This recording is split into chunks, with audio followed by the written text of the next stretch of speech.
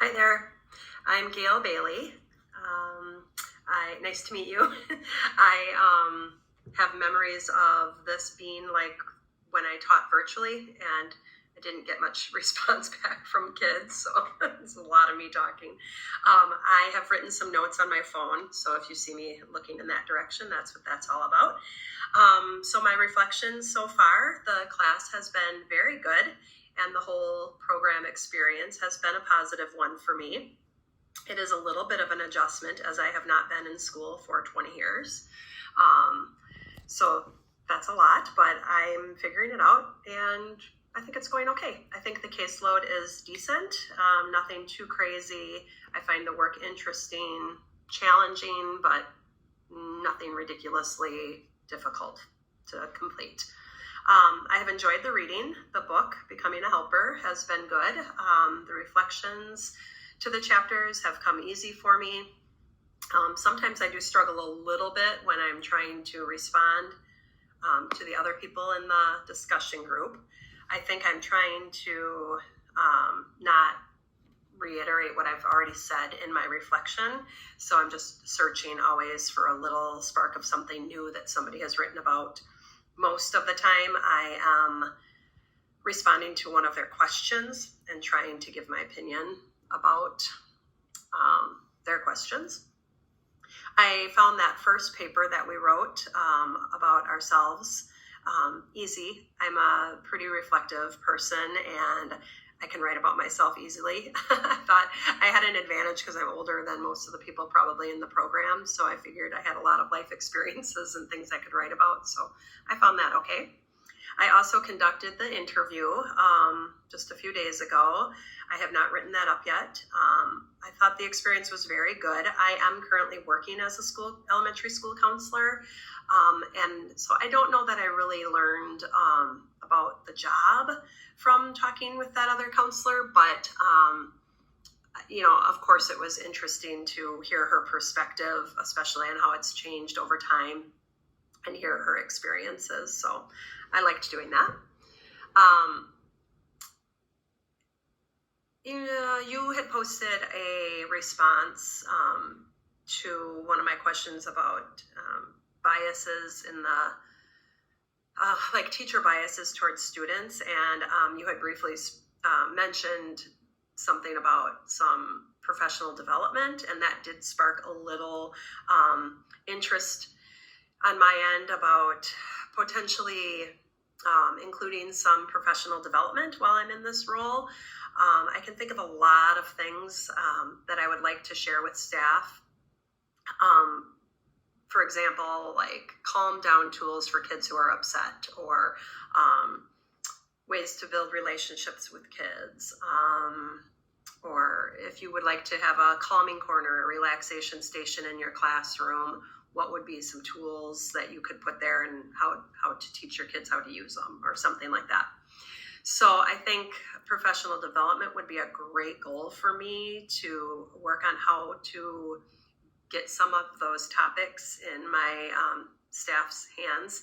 And maybe it would be through a short little video every month, or just a little quick newsletter or something copied off that wouldn't be a burden to teachers and that they would read, but yet might be beneficial.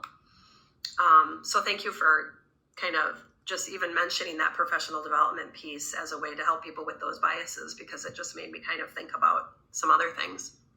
You also commented, I read it just before I got on here, about how I may not see growth in students, and that this is a lot about planting the seed.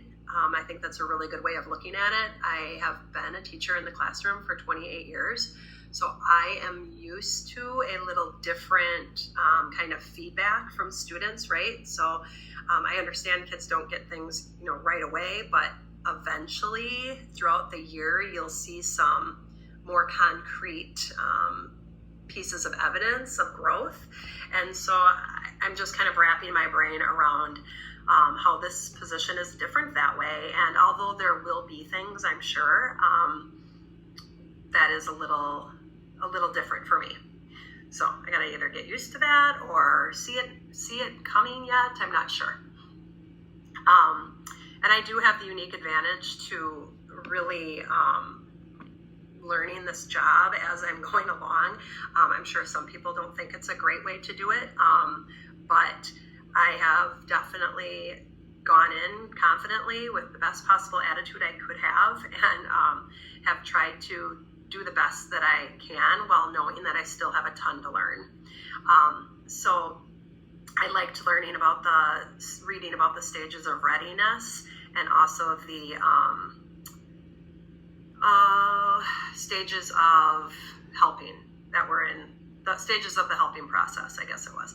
And those stages of readiness, I could quickly come up with kids that I could think of right away that I've been working with who are in those specific spots. So that was interesting to me.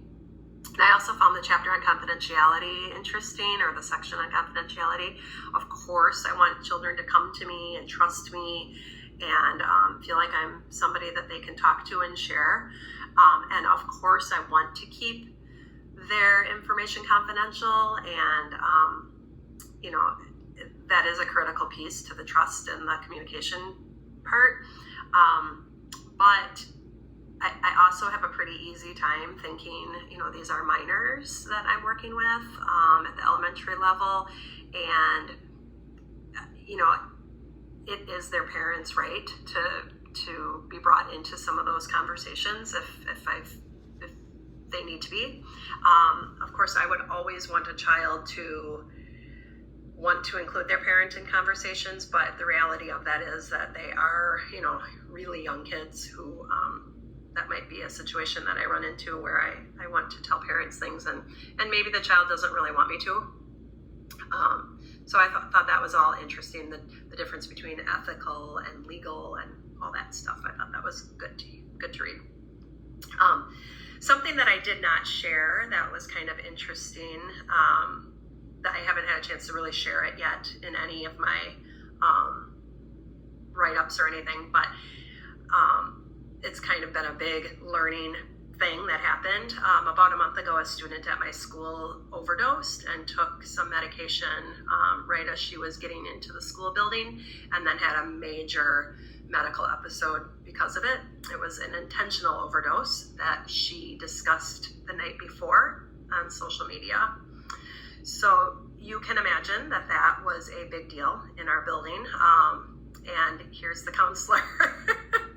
So I felt really badly about the part about the fact that this girl was not anywhere on my radar as someone that I was concerned about. And I've had to just process that a little bit. She wasn't on the teacher's radar either. And I do check with teachers monthly and ask them, hey, who are we looking at? Who do you think could use my help and might benefit from some counseling? And she just never came up. So it was a good lesson in that, I'm not going to be able to help people if I don't have the information, right?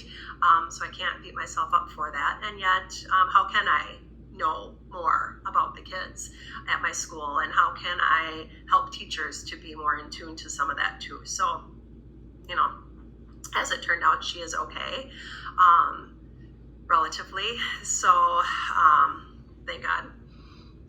Also, that was kind of a throw into this role that I'm in, as far as people were looking at me to be the leader in that situation. And I don't feel I did every single thing perfect in those days, that day and the days following, but I did pretty well. So I feel okay about all of that. And we've had a ton of parent meetings. We've had, with that girl's family, we've had meetings with her, of course. We've had meetings with her friend group. She had shared it, like I said, on social media ahead of time. So, and they didn't tell anybody. So, all those lessons, all of those things that have arisen that I've been involved in. So that's been kind of a on-the-job learning experience that I've had to deal with. So, all right, I am almost to 10 minutes. I thought, how am I going to fill this time? And I did. So I hope that's what you're looking for.